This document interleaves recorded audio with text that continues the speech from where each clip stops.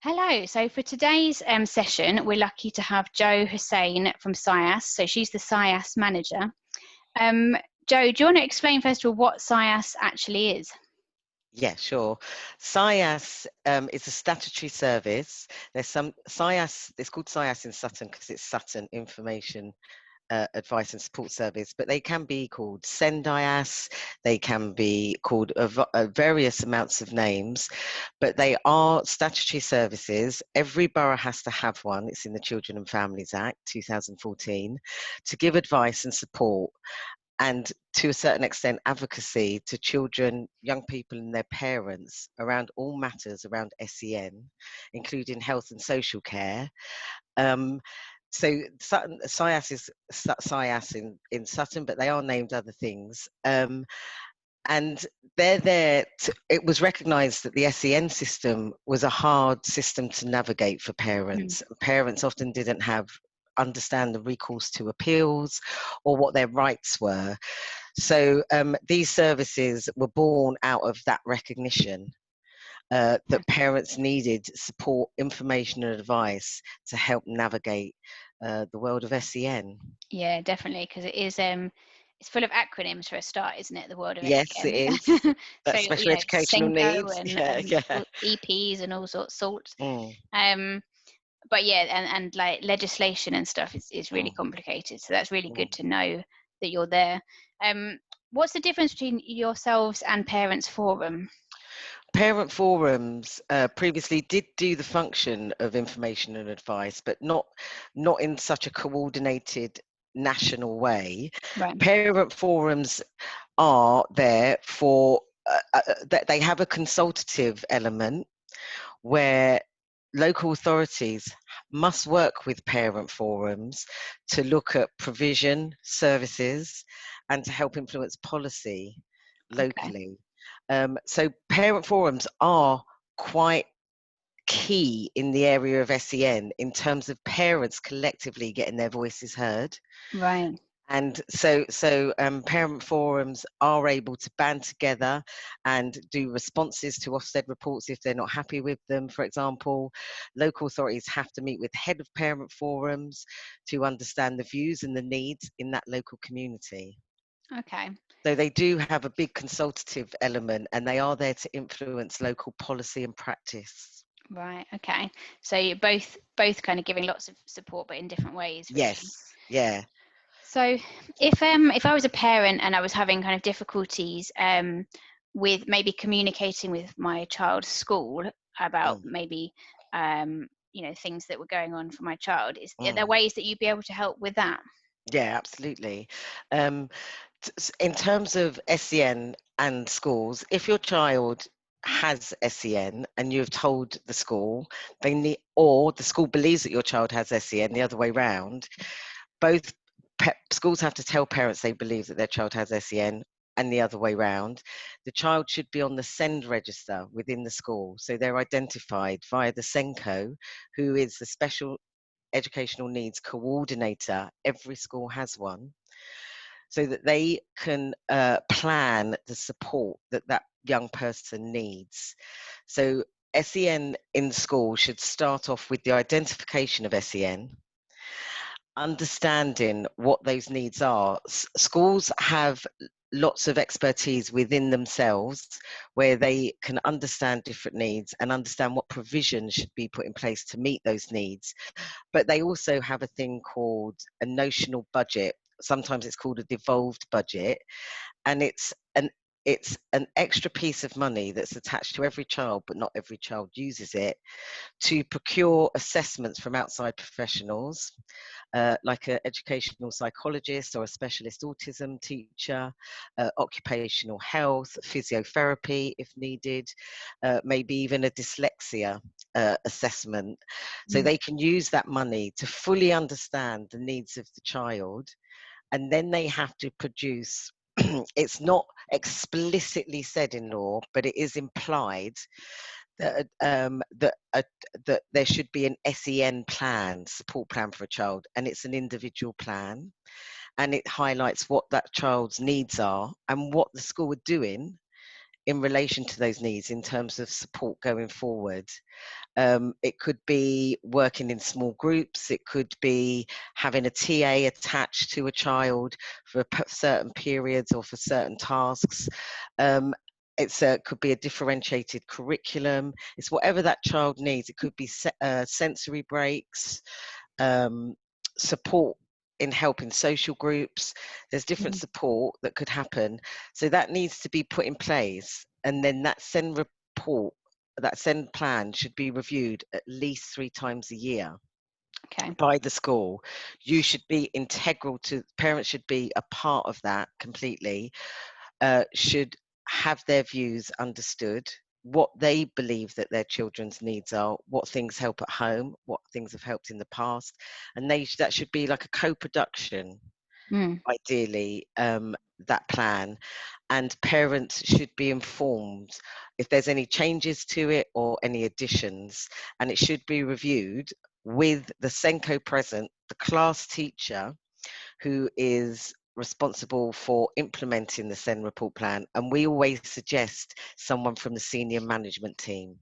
Okay, and that would that in some schools be called an IEP? In some schools, it will be an IEP. Schools call it, in law, it refers to as an individual plan, individualized learning, and individualized plan. Well, you can't know what that is unless you create an individual plan in itself, and schools call it different things. Parents should look at the code of practice. I think off the top of my head it's chapter 6, which dictates what schools should be doing, and that process that I just spoke about is called the graduated response, and it comes in 4 parts, and it's assess. So once a child's been identified as having SEN, they have a duty to assess, to make a plan, to implement that plan, and then to review that plan to make sure that they're understanding the full needs of the child, and that the provisions are producing the correct outcomes. Right. So if you got a diagnosis of autism for your child, for example, and you told the school that, you would expect there then to be an IEP or a support plan of some kind put in Absolutely. place. They should be on the SEND register, and you should expect a SEND support plan. If there isn't one, you should contact the SENCO, and I would say the head teacher and the class teacher, to ask for a meeting about how to go about starting the graduated response. Some schools call it the graduated approach. All of that activity, from identifying to planning to implementing the support plan to reviewing the support plan, comes under the heading of the legal duty of best endeavours. So all schools have to use their best endeavours, and it is a must legal duty to support children with SEN, and that's how they're supposed to do it. And that was, I don't know if it was the last code of practice or one before that, there was the catchphrase of that reasonable adjustments. That's slightly different. I can talk about that as well. Reasonable adjustments, because often people talk about SEND support and don't talk about reasonable adjustments. Reasonable adjustments comes under the Equality Act. Okay. So when you have a child, say, who has autism, autism is a disability that affects a child daily and long term, and will create difficulties. It may be socially, it may be about processing information, it could be lots of things. And because that is defined as a disability, it's a protective characteristic under the Equality Act 2010, I believe, which means, and because the Equality Act applies to whether you're in work, different community provisions and schools or education placements, regardless of your age, they have to implement reasonable adjustments under the Equality Act for those who have a protected characteristic disability. Okay. And that can amount to many various things. It could be extension of time in exams. It could be a piece of equipment. It could be changed to a process. That happens within the school that doesn't work for your child. It could be something as basic as a child who needs a certain type of shoe, can't wear the school uniform, and has to have a certain shoe to support them physically. And so that all those would be considered a reasonable adjustment. Okay. And I think it's hard sometimes for parents, because when we're doing these parent programs, we try to balance the kind of positives and the recognition of Mm, how it can be difficult. So mm, sometimes for parents, I think it's hard to identify with your child having a disability, or the word yeah. disability, if you Mm, see that as a negative thing. mm, But actually, things like the DLA, which we mm. might talk about, and acts like this actually are there to protect. So it's kind of drawing on those legal things sometimes, isn't it? Yeah, because often it's a gateway to Mm, securing further rights yeah. that if you don't have that, you're not entitled to. I'm about to launch the SIASS website, and we will do a marketing drive for that. But Mm, all this information, reasonable adjustments, send support, EHC requests, appeals, everything is on there. Lots great. of self-help toolkits, very easily explained. Lovely. So parents will have a one portal where they can go to and get a really good overview of all things SEN and the pieces of legislation Great. and guidance Mm, that is attached to that. lovely. And I Yeah. think so say I was a parent, and like I said, that I realised my child didn't have this kind of individualised plan, Mm, and I'd asked for a meeting, but maybe the mm. meeting hadn't really gone very well, or I wasn't feeling very confident. Is that the kind of thing that you could sometimes support with? Definitely, yeah. If you, SIAS and all these services are overseen by the Council of Disabled Children and have their own national network. And the philosophy behind these services is parent empowerment. So what we would do is give the toolkit and the information for a parent to go forward and try to manage their own affairs. But that Mm, doesn't always happen because parents come up against hurdles or yeah. communication difficulties, people not getting back to them. If that's the case, then we would, once parents tried, step in and coordinate that Right. and put a bit more pressure from us to get things moving. Okay. Great. So if their child wasn't getting any support in school, what Mm. would you say the first step for them would be to do? The first step would be to ask for a meeting with the Okay. Senko, the head teacher, um, and the class teacher.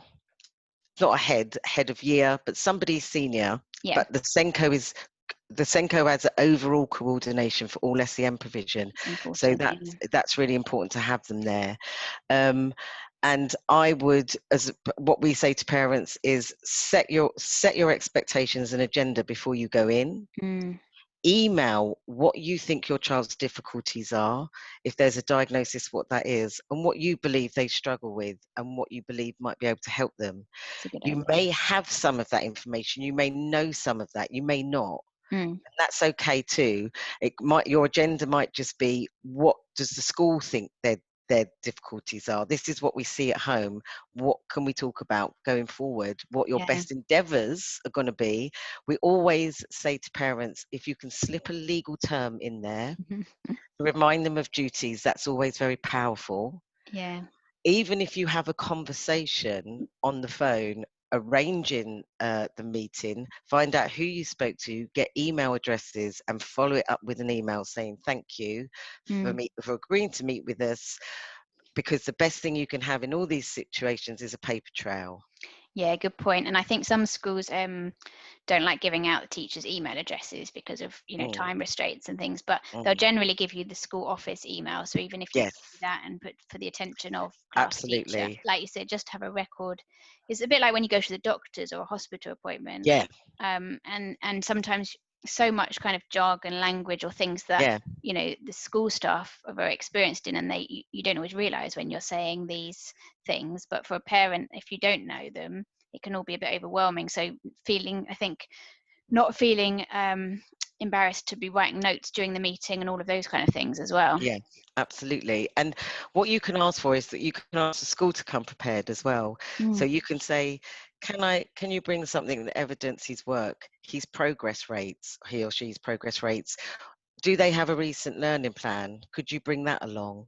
So yeah. you can put things on the school so that you really got a good sense of this child and the paperwork is there. So you can really review it and have a look at what you believe the next step should be. Yeah. If the school don't understand fully, because they don't have every expertise, what a child's needs are, then that's when they have to do the assess part and use the notional budget to bring in outside professionals who can inform them of what those needs are and recommend provisions to support. Yeah, because when I'm talking to a lot of parents, they'll say, oh, well, school's told me they don't have any money or they don't have any funding. That's not a reason. They have a legal duty to use their best endeavours. That some schools will have less funding. The Mm, problem with the notional budget is it's not ring fenced. mm, Because very basically, every child who goes into a school, there's £4,000 attached to them, and then okay, there's this notional budget that sort of floats around, attached of £6,000 that's attached to each child if they need more support.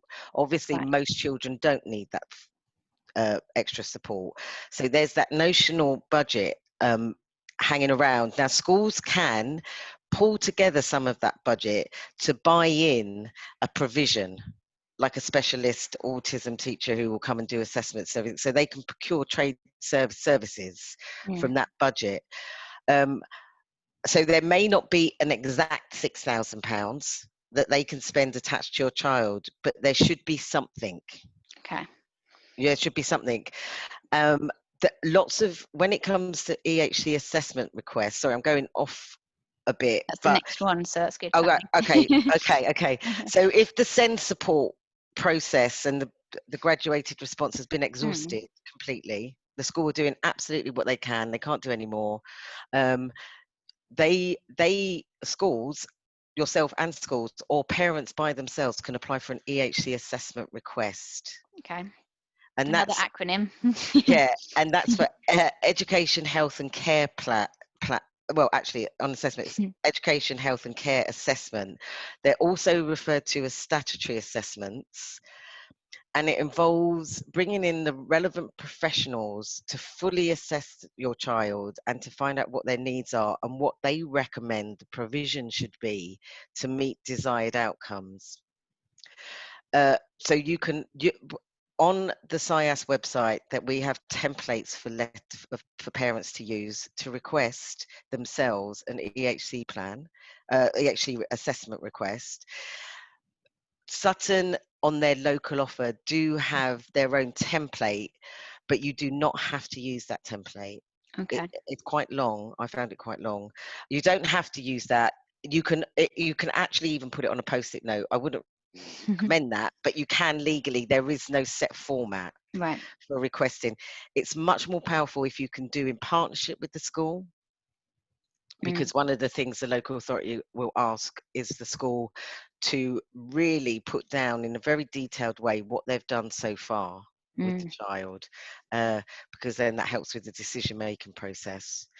But you can, yeah, so parents can request an EHC assessment if they feel that the SEND support has been exhausted and your child still needs help and support and is not making the expected progress. okay. And that process then is when generally the school or parents gather together lots of paperwork and reports from these different people, and submit it Yeah, to school with lots of evaluation. Sorry, submit it to the SEM yeah, panel, um, yeah. and it's all about evaluating. It's that kind of review stage, isn't it? Yeah, and there is a legal test.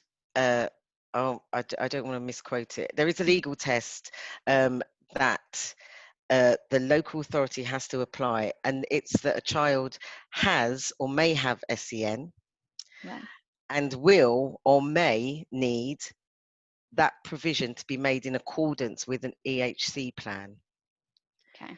So it's a low threshold Right. to meet. Local authorities, and I'm not saying this particular of Sutton, across the country will sometimes apply different criterion to that, but that is the only criteria that needs to be met. Okay. And so what can parents then do if they apply or school applies and it's rejected, the needs assessment or If their plan? if the need assessment is if the local authorities say no, to an EHC assessment, a parent can either wait 6 months and reapply if they feel that they could gather more evidence, or there's things that they could find more out about, about their child, and come back with a stronger request, or they can appeal to the SEN tribunal. Okay. Which is another process, but just for people to know, I think it's over 80% of parents win their appeals at tribunal. Wow. It's very parent friendly.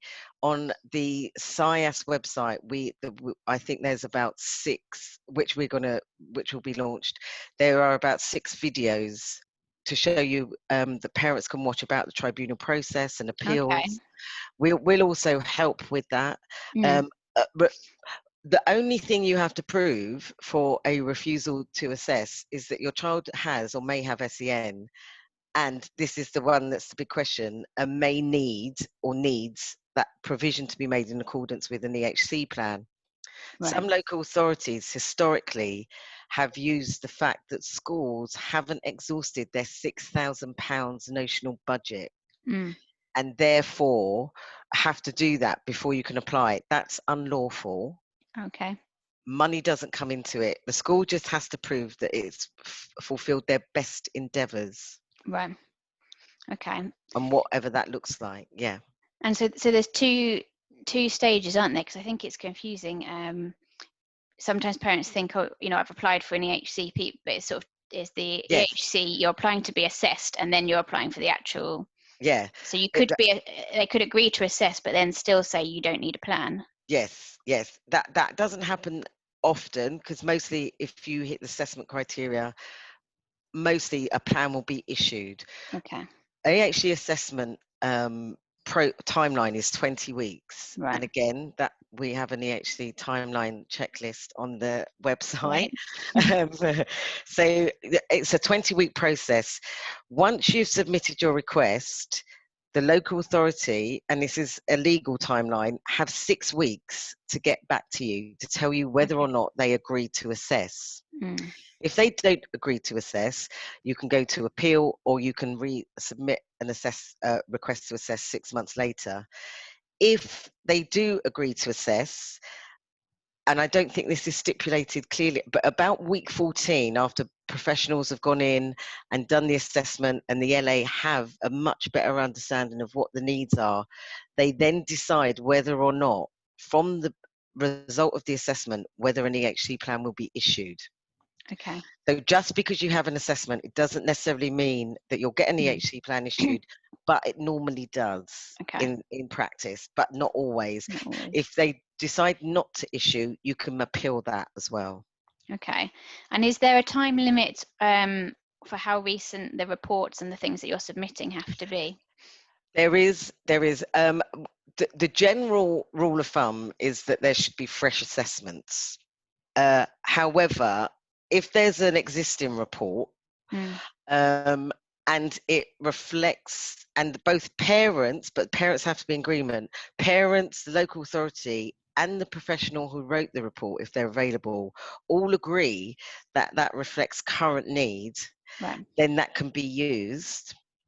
And also, there is, and there must be an EP assessment.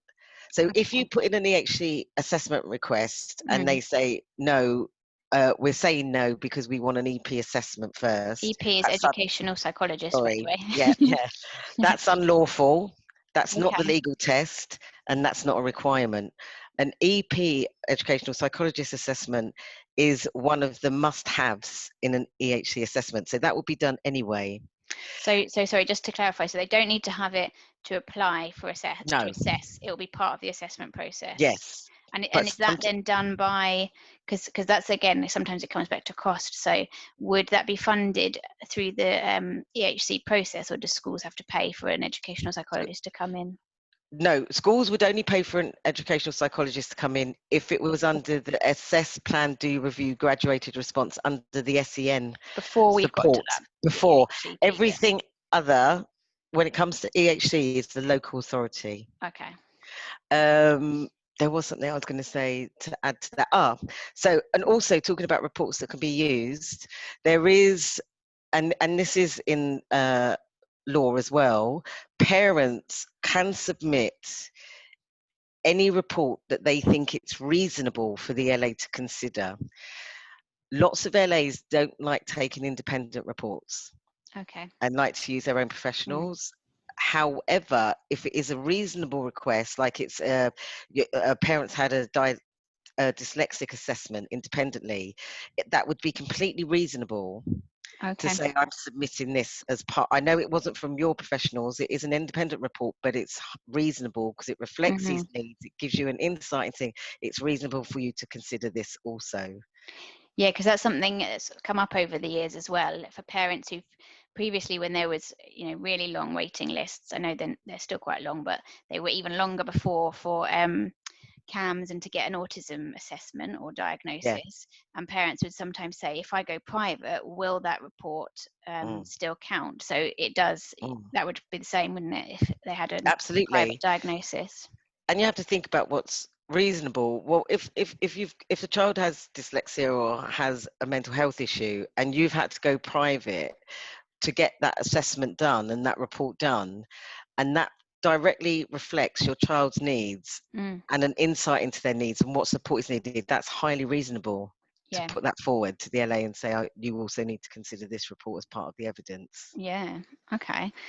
Before we move on to sort of general like financial support and things that parents can access, is there Mm. anything else that's important for parents to know about that whole process for EHCPs and things? There is the philosophy behind the Children and Families Act is that parents are involved in their child's education from the moment there's any concern about SEN, or SEN is defined right through to if they have an EHC plan that takes them up to the age of 25.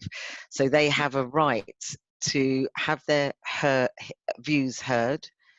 They should be integral to every meeting and decision that's made.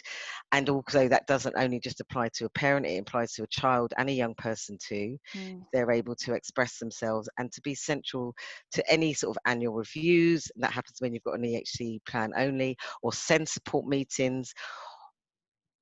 Throughout their whole education career, everybody should be involved. And if a child wants, or a young person wants to be part of it but needs extra support for that to happen, they also have to supply that.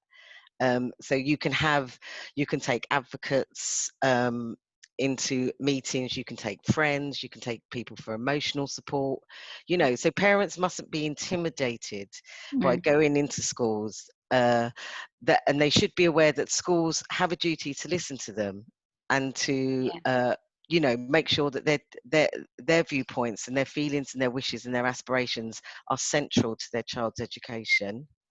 And I think sometimes, as a previous class teacher, most teachers want to give Mm, parents that time and that the voice, but sometimes it's just about the time of day or the way that you ask for it. So mm, sometimes, if you've got a meeting after school and a parent grabs you and wants to have a conversation, then mm. for some teachers it can be really hard to Yeah, allocate the time. So it's often better to do it, and it seems like it makes it too formal, but sometimes it's better to do it in a formal way. Say, can we have a absolutely. meeting?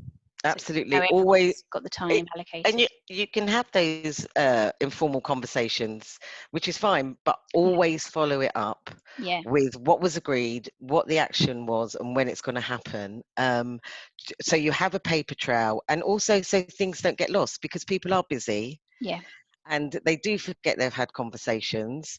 And you might be sitting there thinking, well, I had that conversation, that's going to happen, and it's gone out of someone's head, and you're sitting there 3 months on Yes. and you haven't moved forward in any way. Yeah. Yeah. So I Very know good I point. know it's a big admin task for parents, and I know it can be quite a lot, but if you can make up a file, keep a file on your computer, all your correspondence, organize yourself, make sure you keep paper trails of stuff, it really does help. Yeah, that's good advice. Mm, Okay, so for sort of general kind of financial help, so I mentioned before about DLA and things like that. mm. What are parents entitled to, or might they be able to access? Well, in terms of send tribunals, sometimes parents can get legal aid, but they have to work that out. Actually, again, on the website, there's a legal aid checker, eligibility checker. But you can just Google it, legal aid, and you can check to see if you're entitled to legal aid. That's for tribunals or disability discrimination cases. So otherwise, would you have to pay for that yourself? No, send tribunals free. Some parents, sometimes you hear these horror stories where people have sold their houses, remortgaged their Oh, houses, gosh. and all sorts to go to send tribunal. I I would strongly recommend that there's lots, apart from SIASS, there's also other national charities like IPSEA, Hmm. which is IPSEA, and that's Independent Parental Support Education Advice. And there's lots of places out there that will help parents navigate the appeal system, support with getting the appeal in, understand what's happened next. You really don't need to remortgage your house, or you shouldn't need to Hmm. remortgage your house for such things. Send Tribunal is very parent friendly. And they understand that lots of parents have lots of issues, and lots of things happen in a tribunal case to support the parent. Uh, if a parent hasn't submitted all the correct stuff, they can sometimes do telephone casework. Well, they'll ring and say, actually, can we talk about this? We need to do this. You know, it's a bit different in COVID. It's gone a bit more sparse, but you shouldn't be remortgaging your house to go to Send Tribunal for an EHC plan.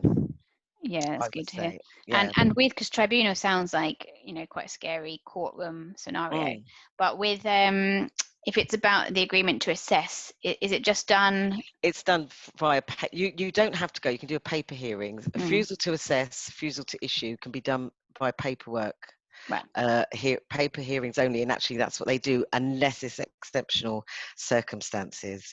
Okay. And obviously SIASS is there to support parents through that. There are other organisations nationally that also can support, as with the Parent Forum is a great source of support Mm, for peer support, parent to parent. And you'll yeah. find lots of parents who've gone through this process in your borough already and are probably aligned to the Parent Forum, and you can go and talk to them and find out what their experience is. I always encourage parents to do that, because I think listening to people who have gone through the same thing as you Yeah. is so powerful and supportive. Definitely. And I know the Sutton branch of the National Autistic Society, they've also got a mailing list and two different forums on Facebook, and one of them is a members support forum. So same thing, you Brilliant. can kind of just give scenarios and get advice from other parents. And even if sometimes it's just someone else saying, we've been there, we know it's a struggle, that can be Yeah, useful as well, can't it? absolutely. Absolutely. So in terms of the DLA, do you know much about the entitlement for that, or how to apply? 'Cause and short breaks, things like that, I think are through. Yet these services in Sutton, in the contract, there isn't a requirement to give benefits advice or income maximisation, Right. some places call it. Some of these services do. In Sutton, they don't. So their expertise isn't benefits. But there are, I would say, for benefit advice, I would say there's charity out there, and they do have a helpline that's currently being underused because it's the pandemic. Oh, It used to be called Contact Family, now mm, Contact. okay. Parents can ring them for benefit advice. Go on the website. They've got the most brilliant fact sheets and toolkits, but Right. that's a really good place to go for benefit advice. They've also got Sutton Carers Centre. Yes. I believe that they have welfare rights and income maximisation experts there. Parent Forum is another Yeah. brilliant place to go. And I think both of those, Parents Forum and the Carers Centre, will help, like you say, with filling out forms and finding the evidence for those Yeah, different things. So that's yeah, really useful. yeah. Um, is there anything we've kind of touched on, sort of support for parents and support for children? So in terms of like social groups and just getting kind of Mm, peer support, um, yeah, we've said there's quite a few through Parents Forum, National Autistic Society, and I know the Carers Centre also have a lot of different kind of well-being sessions on, so you can go along for relaxation session, because Yeah. technically you probably wouldn't call yourself a carer, you're just a mum or a dad. Yes. But again, you would be classed as entitled to Absolutely. that support, wouldn't you? Yeah, absolutely. Just because you're a parent, in lots of boroughs, that parents with children with SEN are sort of officially called parent carers, because it is recognised of the caring role. I have been along to Sutton Carers, and I think I've been to 2 parental support groups there. I think it might have been an ADHD parental support group, but there's a lot going on there in terms of parent support. Same with Parent Forum that we mentioned. But I would also encourage parents to go on Community Action Sutton, Yes. or is it Sutton Community Action? I think it's Community Action Sutton, Yeah, I think it is. which is the umbrella body for all the third sector organisations in the borough. And there's various youth groups on there and parent groups. There's also BAME groups, ethnic minority groups, support groups. There's lots of things that they do. Right. So Okay. I would encourage parents to go on there. I also found out the other day that Bernardo's have I think it's called Blast Youth Club, which is also something, but it's not a happening moment because of the pandemic, but it's called Blast Youth Club by Bernardo's, and historically Bernardo's do very good short break services. In terms of short breaks would used to be called respite, but it's now it's something parents can access if their child has SEN, to not only build the child's self-esteem, social interaction, participation in the community, but also to give parents a break. Depending on your child's disability would depend on the level of short breaks. They operate as universal. You might hear this being branded around about short breaks. You've got universal services. They're the services that are opened up to everybody. Targeted services. These are services that have a sort of specialist or a more enhanced offer around SEN. And then at the top is specialist service, and those are the services for children with SEN only. I believe there's information on the local offer. Yes, I was About going to say short about local breaks. offer. Yeah. So the local offer website, which you can just type in Sutton local offer, can't you? I think to reach that. That's got lots of information as well about support. It's got things about your specific schools. Then it's got general information about I think the EHC process is on there as well, about the 20-week process. Yes. And also different groups. So if I ever hear about a new thing popping up, I'll always email the local offer coordinator and get them to add it to the website. So it's generally, it's a good, I mean, previously we've tried to keep sort of packs full of information for parents, but it all goes out of date so quickly. And that's the good thing about the local offer being a website and something that's kind of regularly updated. Yeah. And also I came across a group, which is a sort of, I suppose it's a bit like it's the youth version of the parent forum in Sutton. Found out about this last week, called Youth Commissioners.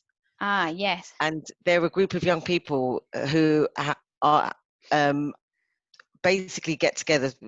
I haven't made contact with them yet, but I will, because I just found out about them last week. But they have a role to influence and improve services to young people. And I would encourage parents maybe contact them, because if anyone knows what's going on in the borough, they would, I would assume.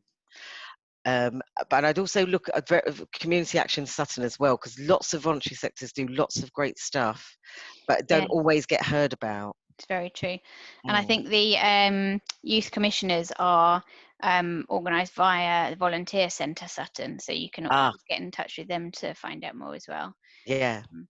And I know in terms of social groups and things, the National Autistic Society does a social group for adults with autism. So I think it's from 18 upwards, but there are other things, that your young people might be able to join in with later on. And also encourage parents to contact, and even young people as they get older, Advocacy for All in Sutton. Yes. I know run a couple of groups there, I think for 18 to 25-year-olds. But I just think even parents, if they're struggling and have additional needs for whatever reason and are struggling to advocate for their child, they could also help them. So I would strongly get involved with Advocacy for All, make contact and find out what's going on there. And I saw there was something recently from Advocacy for All that's been added to the local offer, where they'd done a sort of friendly user guide to Sutton High Street, and it had they'd identified Brilliant. places you could go to that had quieter areas and accessible toilets and all of those kind of things. So they're doing a lot of work as well. That's Um, brilliant. so yeah, so all of those sites are good things to look at. Yeah, So how can, because you've got a Facebook page as well, haven't you? we have. SIASS. So is that just Sutton site? Yes, if you go to Facebook and type in Sutton SIASS, will come up. Okay, lovely. Because there's a couple of other SIASs out there that nothing to do with us. So it Yeah. has, if you put Sutton in front. Right. And same with us, obviously not necessarily related to this area in particular, but we've got a autism service Facebook page as well. So if you search for Sutton Autism Service, that will come up. Or on Twitter as well, we've got @Cognus_autism. So that's another way. And are there any other ways that they could contact, that parents can get in touch with you? Yeah, I mean, obviously we have our email addresses. Do you need me to tell you what they are? You can do if you've got it to hand. Okay, because it's Test just you now. changed. Our generic email address, which if you've got any concern, would be sutton@siass.co.uk. That's SIASS, SIASS, sutton@siass.co.uk. And then we will be launching the website, which we're hoping will act as a first port of call for parents to get an understanding of whatever issue they're facing and get an overview of information. For some parents, the website may be enough help, but if it isn't, then obviously they should contact us. We will do in a marketing drive, so all professionals in Cognus, including yourself, Rebecca, will have this is our website address and stuff, so you can mail shot that out to your people, put it on Twitter, Facebook, everything. Yeah. And what we can do is put that email address in the comments or the description underneath this video when it's on YouTube. So brilliant. As parents are watching it, they've got some of those links underneath as well. That's brilliant. Lovely. Anything else you wanted to add before? I mean, you know your stuff, so I think you've covered pretty much everything. Yeah, I just feel like I've been rambling and just. No, it's good. I'm really mindful about how you present this information, because it can seem overwhelming when you're hearing about it all in one space. But trust me, it isn't as bad as it seems.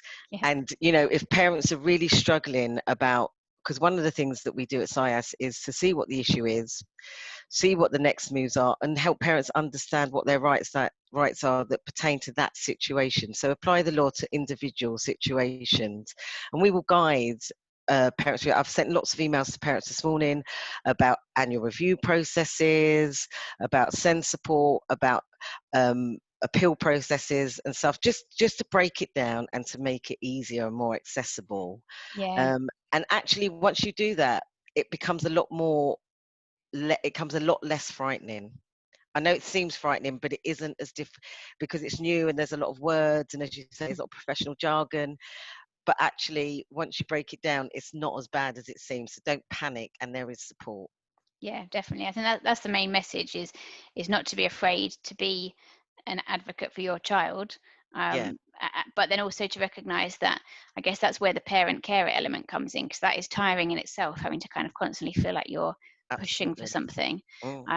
But to kind of know that there is support out there to help you with that as well. Whether different networks. Well, thank you very much for joining us and giving that information. And I'm sure you'll be getting lots of hits on your website very soon. Yay. Thank you. Okay, thanks, Rebecca. Bye. Bye.